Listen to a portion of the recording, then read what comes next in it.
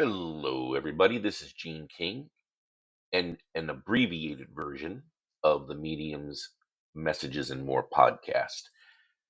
Today, I just want to touch base with you and share with you a job summary that was emailed to me by a listener. And it is the third individual who has reached out to me um, sharing frustration and their experience in interviews or just with job postings regarding media relations or PR jobs. And so I just want to touch base with you on this and share with you some thoughts on this job summary that I'm going to share with you today. I had covered something like this a couple of episodes ago on an episode called Media Relations Mistakes.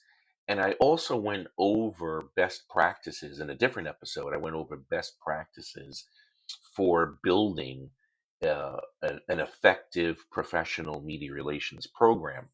So, this is a theme that I have touched base on before, and I'm going to record another episode of the podcast about media relations soon. That will be a longer version of the podcast. But the thing is, this job summary that was brought to my attention, and I was asked about my opinion on it, is I don't know, just so ridiculous for 2025 that it demonstrates to me that the organization is out of touch. It actually demonstrates to me that there are possibly several red flags at this organization that a job seeker should be wary of, because if an organization is writing this, there could be a lot of reasons behind it that are just not good, and you just may not want to immerse yourself into that environment from the get-go. Or if there is truly a misunderstanding and a lack of due diligence on the organizational level on how to create and build and staff a professional media relations program and what professional expectations should be of it, that's also a red flag. So, but we're going to go over that in other things in a longer episode. But this job summary just really caught my attention when it was emailed to me. So let me just read this, and I'm going to read it verbatim for you. And uh, a director position for public relations. So the job summary says, this is verbatim: we are seeking a dynamic and experienced director to lead our organization in achieving its strategic goals and objectives. That's great. That's what we want to do. That's what we do as PR and media relations professionals. Absolutely. Sounds great. Now, here's the hook. In capital letters, the next sentence reads: a must have, I emphasize, a must have, are connections with established media outlets such as CNN, The Wall Street Journal, CNBC, Bloomberg, etc. So I've mentioned this in several episodes before, and I've also shared in the podcast episodes as well as on LinkedIn too. I've shared with folks, you know, um, I have encountered this, on occasion over many years. I've encountered this, um, and it's something that comes with the territory of being a public relations professional or a media relations director, where you know. historically, there's this expectation that you're going to get hired and you're going to get, what we used to call, in the business, major media, right? And now it's, a lot of major media is now legacy media, which is a whole other discussion. About, if you want, so-called established media, and that's the term that they use, was established media. Well, everything that they literally specifically listed CNN, the Wall Street Journal, CNBC, and Bloomberg as examples. Well, that's legacy media, and we all know about legacy media, that it's on the downside. Its influence is much reduced. When you're talking about things like CNBC and CNN, I mean, these are historically cable-based media outlets that are severely struggling. CNN has an audience that is a percentage, a fragment of what it used to be. CNBC, the same thing. Plus, CNBC was included in a spin-off that Comcast Universal just performed, where they took several cable channels, including CNBC, that they honestly, like, on the corporate level, they didn't think was important enough anymore, and they spun it off. So they're not even part of the mothership now. But right away, that tells you that, an organization that is counting on legacy media, you could read a lot of things into that. Of course, this is speculation, right? I don't know these people. I don't know the organization. I don't know the people in the organization, but in general, though, anybody that is putting in capital letters in a job summary that you must have, and that's the words that they used, must have connections with established media outlets, and they roll off all legacy media, right? There's a serious degree of, I don't know. I don't know if that's just being out of touch. I don't know if, they just literally don't know what they're talking about because it's not their wheelhouse and they haven't done it before. I don't know if internally there are people that are influencers telling the decision makers, and those folks don't know what they're talking about. Um, if you wanted to, take a guess, you would think that maybe this organization skews older, or the decision makers skew older, or they have an older understanding, an outdated understanding of media today and how it works. And so let's get to that, how it works. So, um, I shared not too long ago on LinkedIn. I was reacting to, someone had shared their frustrations about how, they were encountering an organization that insisted that, that they had to have, media contacts, that they had to have, like, a book, you know of contacts at different media organizations that they could just call and get coverage, right? Well, I mean, this is ridiculous, right? And the fact that this would continue in 2025 is a little troublesome, in the sense that, again, everything that I just said, you have to worry about what's going on at the organization that's posting something like this.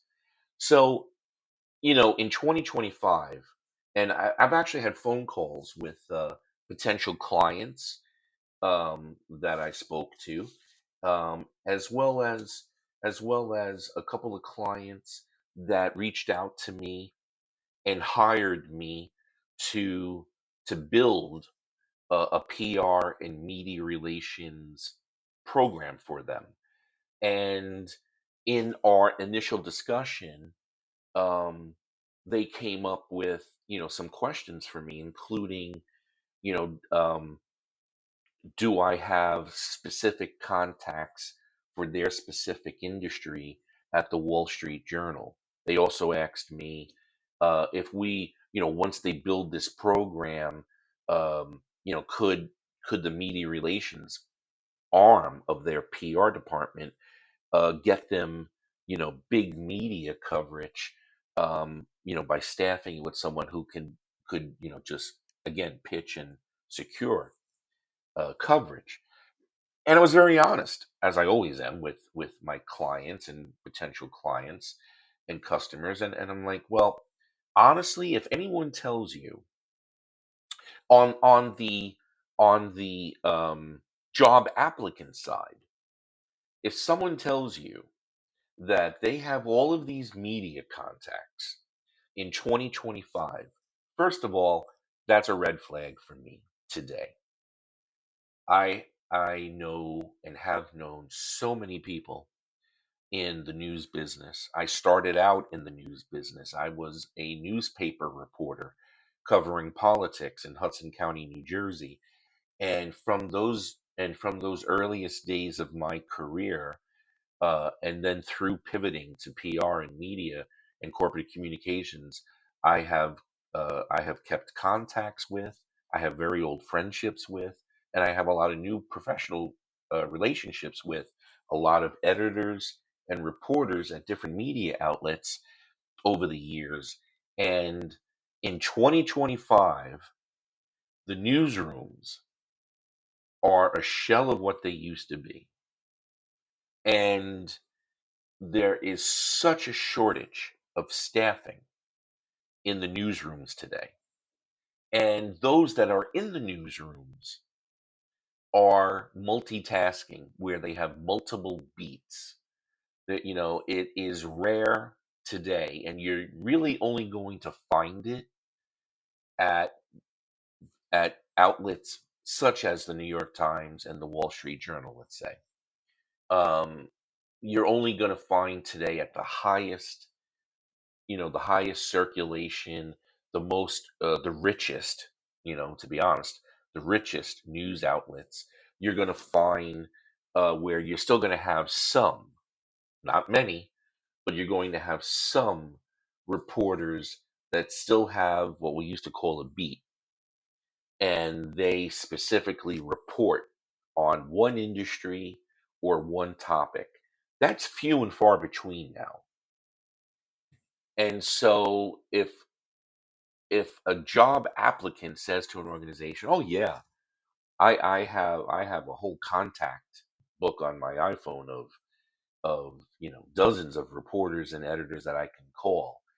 Well, let's get to the next step. If that's true, and I have a hard time believing that today, because again, the newsrooms are on skeleton crews.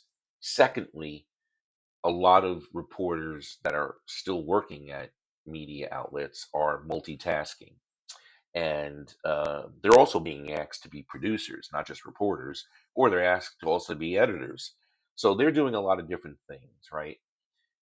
And their deadlines and their workloads are more than they've ever been. Um, but even if they do have contacts and they can prove that to you, which I don't know how they prove that unless they literally call the reporter and the editor in front of you, and the reporter answers and acknowledges that he or she knows that person, which is, of course, extremely unprofessional. And also, it insinuates, right? And this is one of the most troubling aspects of all of this.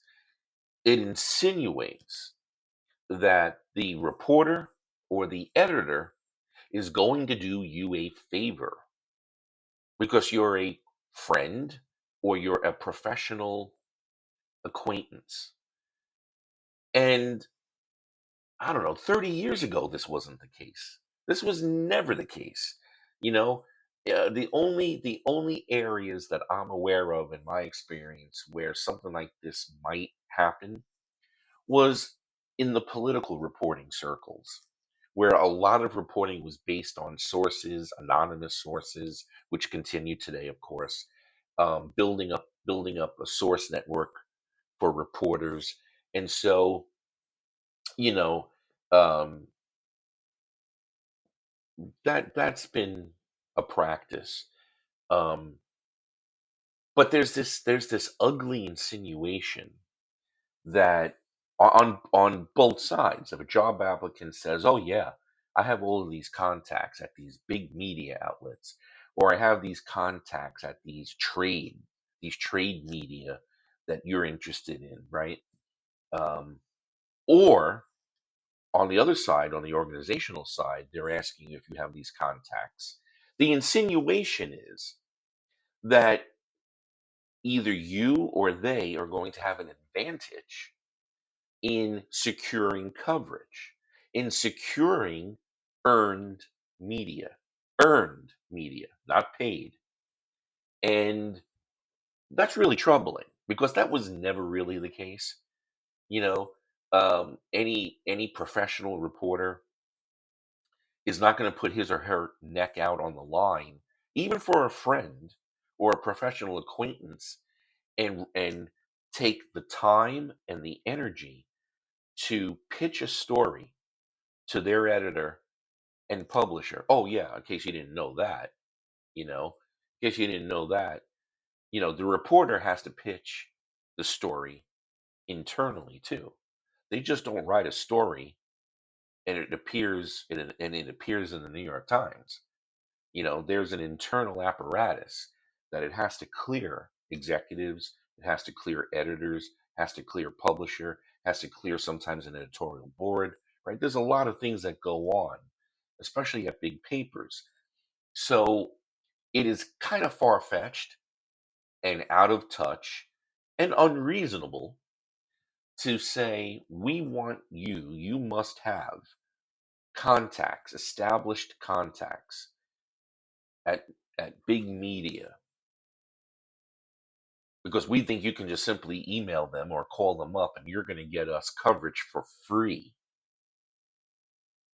And on top of that, my PR and media relation fellow professionals, you just know that the other thing that you're going to encounter is what you're going to be asked to pitch that contact, if you actually have one, is going to be something that is most likely commercial, it's marketing, it's corporate speak, it's sales related.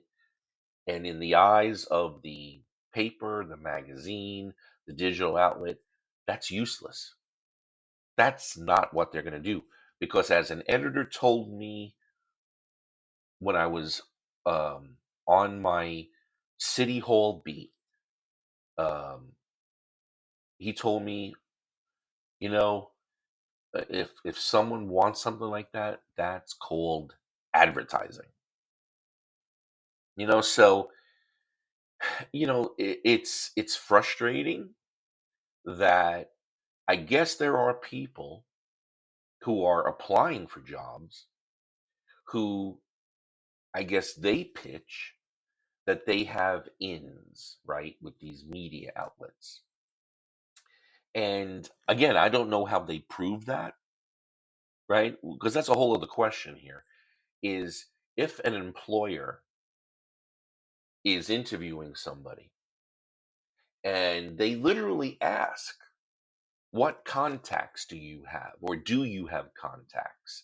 And an applicant says, yes, I do. I have several contacts at the Wall Street Journal. And if they don't ask what those contacts are, what the hell are they doing? Are they gonna hire that person and then find out that person didn't have those contacts? Or are they gonna hire that person and then find out that those contacts doesn't equate to earned media coverage? Or are they gonna ask the person, okay, give me the names. Give me the names and numbers of these contacts. Why on earth why would you do that? So now a reporter or an editor is going to receive a phone call from an employer to vouch that they know somebody. It's ugly. It's ugly. It's unprofessional.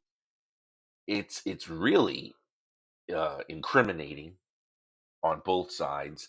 And I think generally speaking, it's a bunch of bull. Professional public relations people, professional public relations uh, does not mean that you have to have a contact list of current editors and reporters. It's nice to have. It's always nice to have. And there's a difference between PR and media relations professionals who have professional relationships with reporters over the years for pitching legitimate material and who have proven that they are serious, legitimate PR people who know what media relations is, how it works, how a newsroom works, how the editorial process works. That's different from saying, I have contacts and or we want contacts, we want someone with contacts, and based on that, that's going to get us coverage. Because the question, or one of many questions, right, is let's say that this organization that wrote this job summary hires somebody that says or somehow vouched that they have contacts at all of these big outlets or formerly big outlets. So then what does that mean? So what's going to happen when that individual is now pressured to pitch material that isn't journalistic? It's basically advertising. It doesn't say anything. It's just promotional material. Doesn't stand for anything. It's sales copy. What's going to happen? You know what's going to happen. Either there's going to be a situation where the organization is going to let that person go, right? And tie it to, well, you're not getting us coverage. You told us you had these contacts, and yet we haven't received any coverage. Or there's going to be a crossroads where it's all going to come to a head, and there's going to have to be a meeting where the same individual who promoted that he or she has these media contacts, damn well knowing what that insinuated, is now going to have to tell the organization, well, that doesn't mean that I'm going to get you coverage. We need to pivot. We need to have non-commercial material for me to pitch. We need to have usable data, legitimate material, right? All of this stuff. It has to stay away from being commercial copy. Well, if you're going to do that anyway, then why would you not listen to the professionals that will tell you how it really is? Public relations and media relations professionals build networks, they build trust, they build your organization as a source to be trusted, as a go-to source for information. I covered this. I covered this in an episode that was called um, building a media relations program, right? I also touched on in another episode too about advertising without advertising, right? So there's a lot of episodes of the podcast that have touched on this idea of building a media relations program and what that means. A professional media relations program, a legitimate media relations program. So I in the last several months, I had two clients that hired me to help them construct a media relations program. Actually, it was a communication. One was a corporate communications department, and the other one was a media relations program. And which the second one was um, was where we really had this discussion about how the editorial process works, and they legitimately didn't know that. They were a smaller organization. They didn't have they didn't have the legacy, the background internally with anyone to know how this works. But in both cases, I was essentially asked about contacts and using contacts to get coverage. And I said to them, anyone who tells you in 2025 that either they have a contact list of reporters, um, and insinuate that that can get you coverage, earned media coverage, um, is a red flag to me. And I explained how newsrooms are so smaller than they used to be. Reporters are multitasking. There's very few beat writers, and those that are beat writers, and they might be a beat writer for your specific industry, or the theme that you're interested in, or the target audience that you're interested in. um, they just simply cannot go and take your material and run with it. you know um, it's just not how it works. So what do? You build yourself up as a source. You build up your organization as a trusted source for material that isn't commercial, material that is not marketing or sales, material that is demonstrating through the very information that it is providing, and the theme, or the story angle, or the quotes, or the data that it includes, that it respects and it understands that reporter's beat and what he or she needs, and the process.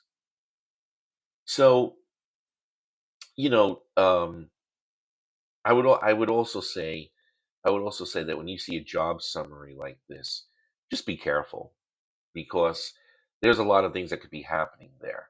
The organization could be under the gun, and it doesn't have a lot of time to succeed, and so it is now pie in the sky, unicorns and rainbows, reaching for things like coverage on CNN and Wall Street Journal and CNBC, to get them brand visibility. Um, or it could be too that, organizationally, the PR and media relations operations are going to be controlled by or influenced by sales. And you certainly don't want that. That's a dead end street. Whether it's in the short term or long term, that's all going to come to a head and come crashing down. You know, it obviously, you collaborate with marketing, you collaborate with sales, you work together, on different things. But if sales or marketing is controlling editorial, not a good thing. Not a good thing in the sense that, if that means, and it doesn't always mean, but if it does mean that there's this built-in internal expectation that media relations simply means placing commercial copy, and essentially getting free advertising, well, that's a losing game. And you're just going to be frustrated, because they just don't understand that world, or they don't want to. Either way, that's a red flag. The other thing also could be that, there is, this need to try to squeeze, a budget, and media relations is in this bucket, and media coverage is in this bucket of being tied to sales performance and sales metrics. And you certainly don't want to be a part of that either, because if your performance review is not based on building brand visibility over multiple channels for multiple audiences, getting brand visibility online, building libraries of content that the company owns, all of these things that I've mentioned in past episodes. And if it's specifically tied to, um, sales, in other words, I've been told, and I've seen it myself, where organizations that do something like this, they'll come to their PR person, they'll come to their media relations person or people, and they'll give them a less than stellar performance review for the year, but it's based on sales. It's based on sales metrics. It's based on revenue, and it's tied to, well, your media placements were less than we wanted, so we're equating that to sales are down, or sales are not as up as they should be, or you got us X amount of media placements, but that didn't result in the increase in sales that we wanted. Well, you're never going to win that. You're never going to win that, because that's an organization that is confused on what marketing, sales, and public relations is. And there's a lack of respect of what PR and media relations is. And if that's intentional, you don't want to be there. If it's not intentional, and they're not willing to be flexible, and to realize that PR can do a lot of things. PR, public relations, can help an organization tremendously. But if you're tying public relations to sales metrics and to revenue, well, you know, I think that's a losing game. That's a losing battle for you. And you may want to look at an organization that sees things, differently and more realistically. So anyway, I just wanted to share some thoughts with you on this job summary, because it was so head shaking, and the people that had mentioned it to me were like, "Can you believe this?" Well, yeah, I can believe it. I've seen it over the years. I see much less of it, which is a great thing. Like, I can honestly say to you that I see far less job postings that in their requirements or in their job summaries put this type of language in there that you have to have. You have to have contacts with either these specific media outlets, or you have to have contacts in this, segment of media. Now, before I go, let me just touch on that quickly.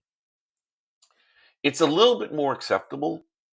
It's a little bit more acceptable in theory for, let's say, a manufacturer of a specific product to want to hire somebody to do PR and media for them, that have contacts in trade media of their industry.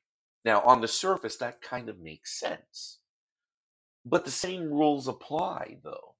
Generally speaking, trade media is in far worse shape than general media in 2025. Trade media is nothing like it used to be even 10, 20 years ago. And I got to tell you, I worked with trade media. I worked with very specific trade magazines or industry magazines that were very niche. And it was even more pronounced at those media outlets that they were ironically hungrier and in need of more advertising. So if you pitched them commercial copy, you pitched them what was obviously sales oriented copy, promotional material, that reporter or editor would say, "This is an ad. I'm looking for a quote from your CEO, or I'm looking for a quote from your product manager about the future of so and so, or I'm looking for an opinion on this new product and what it means to the industry." You want to talk about how great your product is for customers, you want to talk about the sales proposition, all of that stuff. That's great. Let's take an ad out. So, you know, I understand, I understand to a point the temptation for an organization that is immersed in a particular industry to say, we only want people that have contacts and relationships with media that are in that industry. Sounds good, but in 2025, that has changed for the worse too. There are far less trade media, and the trade media that does exist, their newsrooms are even smaller. And they were small to begin with years ago. And often an editor is also the reporter, you know, and it's a small shop, you know, and once they allow one company to get basically free advertising, that kills them because then everyone else is going to ask for the same thing. So, once again, I just wanted to touch on this because this job summary, I'm going to read it one more time as we close, um, because it's crazy. But in capital letters, the job summary said, a must-have are connections with established media outlets such as CNN, Wall Street Journal, CNBC, Bloomberg. Wow. And the first bullet point for responsibilities is develop and execute comprehensive public relations strategies. Well, you know what? You can develop and you can execute a comprehensive public relations strategy without having contacts in a specific media outlet. Public relations professionals have been doing it for generations, and those are the pros because they have the skills, they have the ability, they have the experience, and they have the insight on how you compose a pitch, how you research an editor, you research a reporter, you research a news outlet, what their target is, what their themes are, what's important to them, and then you build yourself a pitch and it's professional. PR people have been doing this for many years and they've been doing it successfully. So, wrapping up this edition of Mediums, Messages, and More, I'm Gene King. I will be recording an episode about media relations, and we're going to do a deeper dive into it soon. I also have something. I want to record an episode on public relations and nonprofits because there's a lot of crazy stuff going on there with the nonprofit world that we need to talk about too. That on the PR side of things, that is just not good for them. So I hope you're well. Thank you very much for listening to this episode. Thank you very much for listening to the Mediums, Messages, and More podcast in the past, and for reading the Substack version of Mediums, Messages, and More too. You can find everything, the podcast and all of its episodes, the newsletter and all of the articles on genekinglive.com. You can also go to Substack/mediums, messages, and more and find everything there too. And until we have another episode, I wish you well. I thank you very much and talk to you all soon.